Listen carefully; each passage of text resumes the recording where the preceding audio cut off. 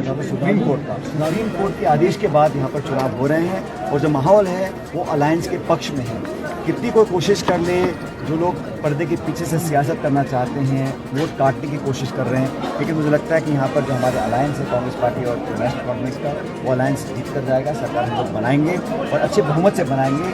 और हर क्षेत्र में आज नौजवान उम्मीद के साथ कांग्रेस और हमारे अलायंस को देख रहा है और मुझे लगता है कि जो मुद्दे हैं लोग उन पर वोट डालेंगे। जो प्रोपेगेंडा किया जाता है, लोगों को बहकाने की कोशिश की जाती है, तो सबसे परे हटकर लोग विकास को, डेवलपमेंट को और एक अच्छी सरकार को चाहेंगे। इसलिए मुझे लगता है हम अच्छा प्लान होगा।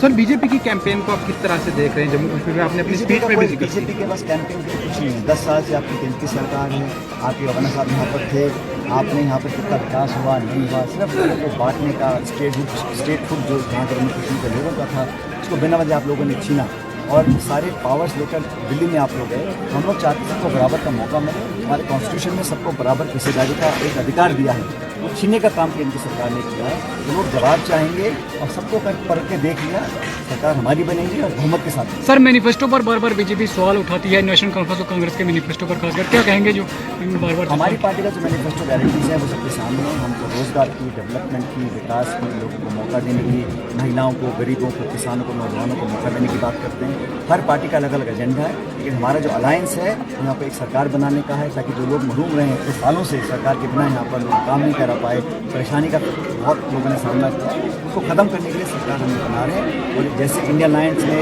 मजबूत चुनौती दी थी पूरे देश भर में, ऐसे यहाँ पर कांग्रेस और इनका जो अलायंस है यहाँ पर सरकार सर, पहाड़ियों को क्या मैसेज देगा? ये जो मसला है लोगों को बांटने का, ये कामयाब नहीं होगा। सब बराबर के नागरिक हैं, सबको अधिकार है, सबको मिलकर साथ बढ़कर आगे करना है। लेकिन ये जो बंटवारे की राजनीति है इसको लोग सीधे से खा रहे हैं। सर, वक्फ बोर्ड की तरमीम के लिए बीजेपी कह रही है, आपकी सरकार आएगी तो इसके बारे में आपका क्या है? बीजेपी सिर्फ जुमले देने का काम करती है और वो बिल पार्लियामेंट में लेकर आए थे, उसको वापस करना पड़ा। अनेक ऐसे बिल्स हैं जो लोकसभा में वो अब अपने जिस तरह से वो ज़बरदस्ती पास किया करते थे वो अब नहीं कर पाएंगे, क्योंकि राहुल गांधी के नेतृत्व में, राहुल गांधी की लीडरशिप में पार्लियामेंट के अंदर अब उनको जवाब देना पड़ रहा है।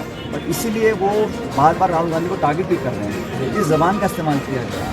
केंद्र के मंत्री बोलते हैं कि उनको आतंकवादी बोलते हैं, किस अधिकार से बोलते हैं? उनको माफ़ी मांगनी पड़ेगी भारतीय सरकार को और बीजेपी को। एक शिवसेना के विधायक राहुल गांधी जी की जीप काट करके 11 लाख रुपये का एक गोली लगाते हैं। क्या नेताओं ने उनको बर्खास्त किया? उनके खिलाफ FIR हम लोग कर रहे हैं, कानूनी कार्रवाई करेंगे। उनके नेताओं की जिम्मेदारी बनती है इस प्रकार की भाषा का प्रयोग कर इस देश की राजनीति को कहाँ ले जाना चाहते हैं। उनको माफ़ी मांगनी पड़ेगी जनता से। सर, इंडिया अलायंस का एक हिस्सा